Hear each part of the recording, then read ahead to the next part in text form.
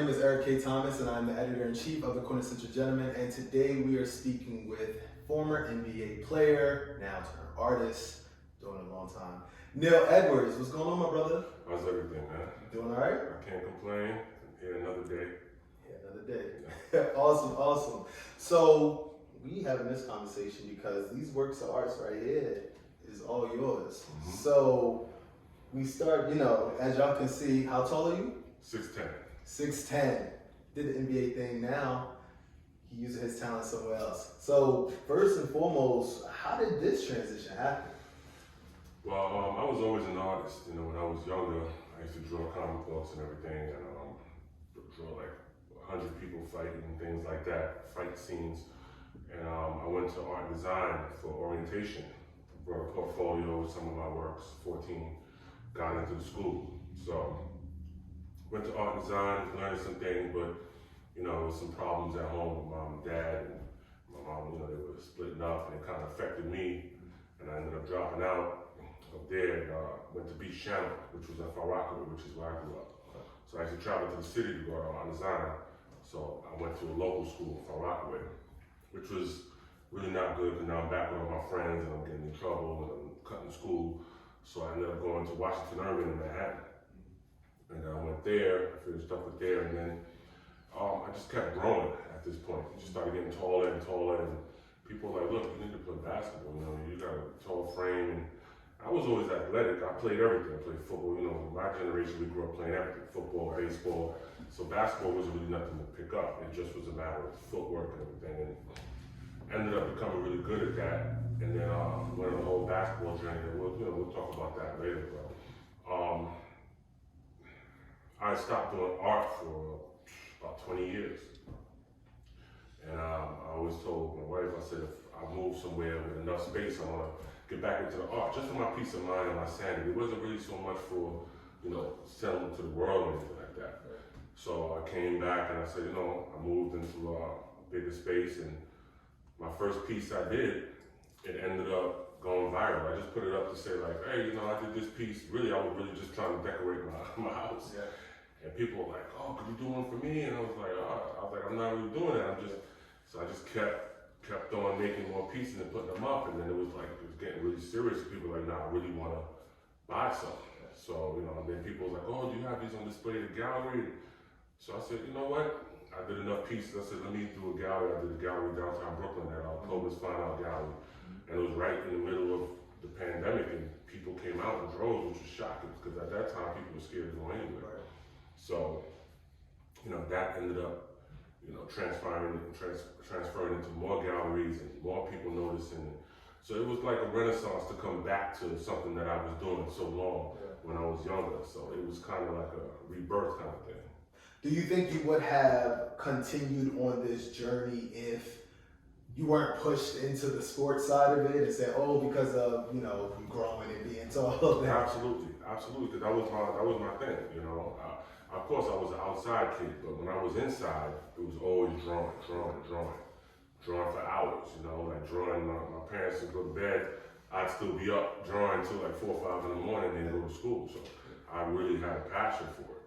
So when I picked the brushes, the funny thing, I was never really good at painting. When I got to art design, there was some kids there that were amazing with painting. I couldn't paint. I was good with the pens and the pencils and the markers.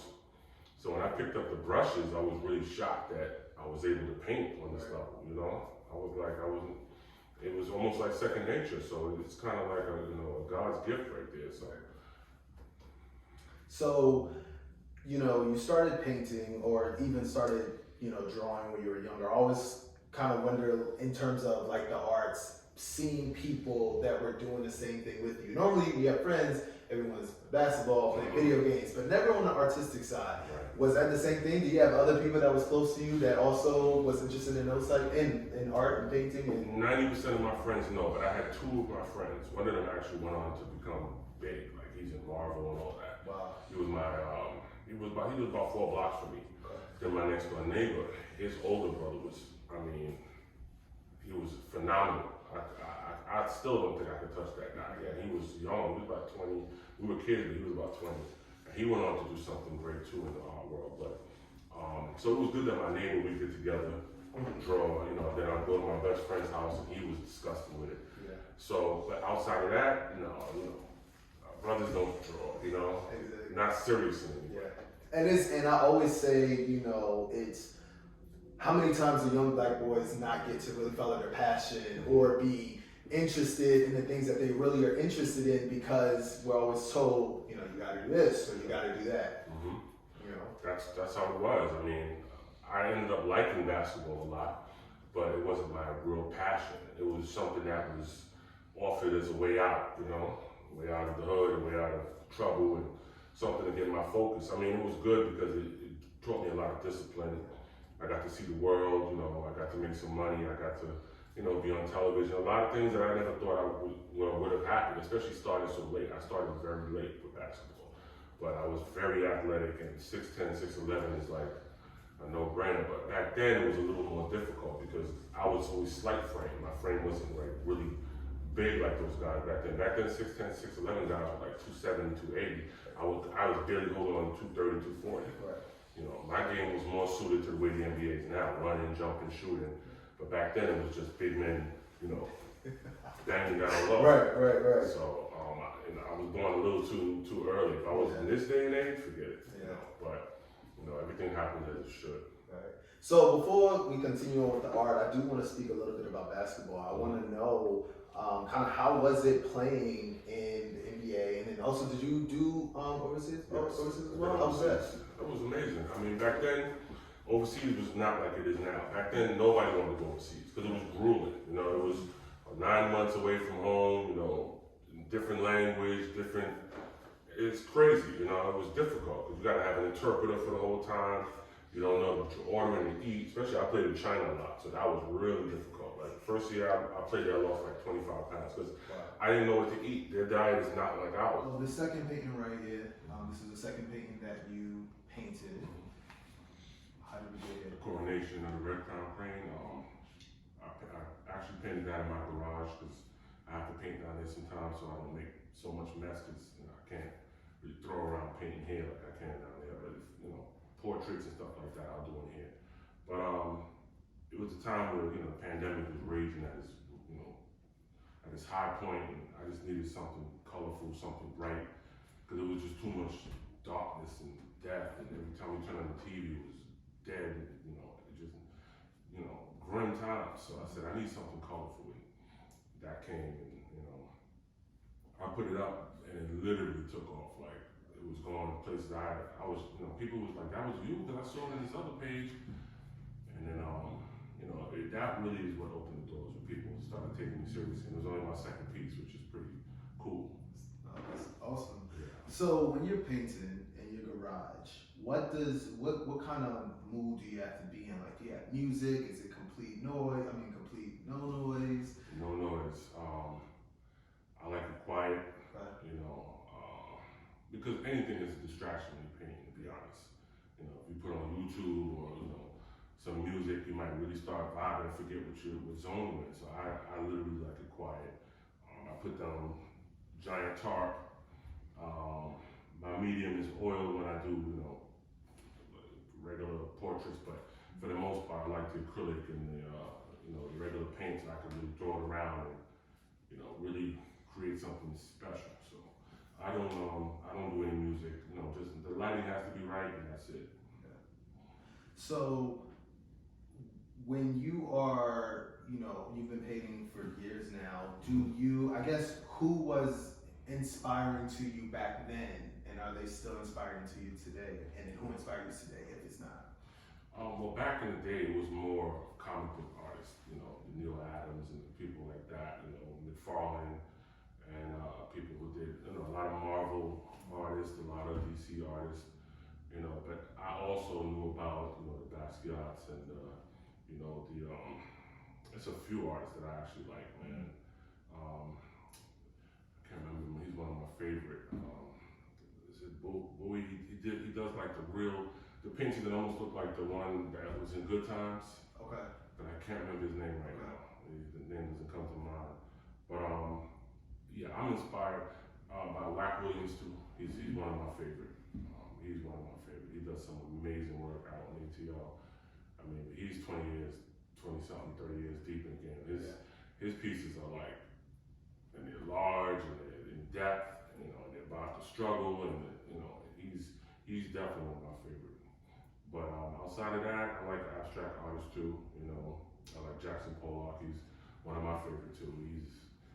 I know a lot of people don't really like his way, but it's a method to that madness. That's not an easy thing to emulate. Yeah. So those are still my biggest inspirations. So for anyone that's looking to pick up paintbrush or wants to change careers, what would you tell them? Be patient. Never leave a job until you have something secure. But I do believe in literally following your dreams. That sounds corny, but if anything, the last couple of years have taught us that life is very short. Life is not promised, and spending it doing something that you hate it's just a slow death to me. So I strive to do what I want to do in this leg of my life. I'm at the halfway mark, and I want the next half to just be everything that I want to do. Art, travel, fashion, integrate the music, everything together, and just make it something special. Yeah. I always say, Black people, we are culture, we bring culture, we do all of these things. I just want Black people to get into this. Yeah. So when we get into this, this to me is like that generational wealth. It is. Jay-Z tried to explain that to people in that song he made, story of OJ, about how the art multiplied 3 times in a couple of years, and to a matter of millions. Oh, you said you don't sell your pieces for like home goods prices. Yeah, because people hit me up and they want pieces, but you have to think about it in this aspect. If I sell you a piece today for relatively nothing, I'm not going to stop. I'm pursuing this seriously. I intend to be a household name.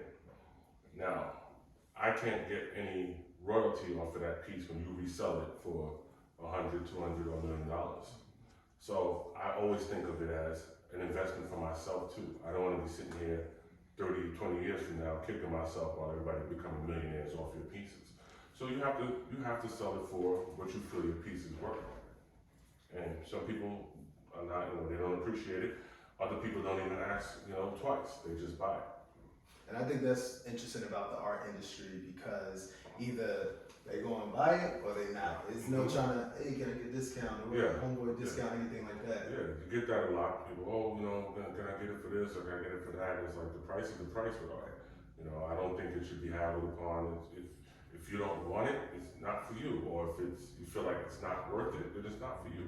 I don't get offended. I don't chase people down to buy anything. It's here. When my clientele catches up or realizes what I'm doing, everything will be fine after that. It's a patience. You have to have patience. Perfect. And my last question, I'm pausing. Okay.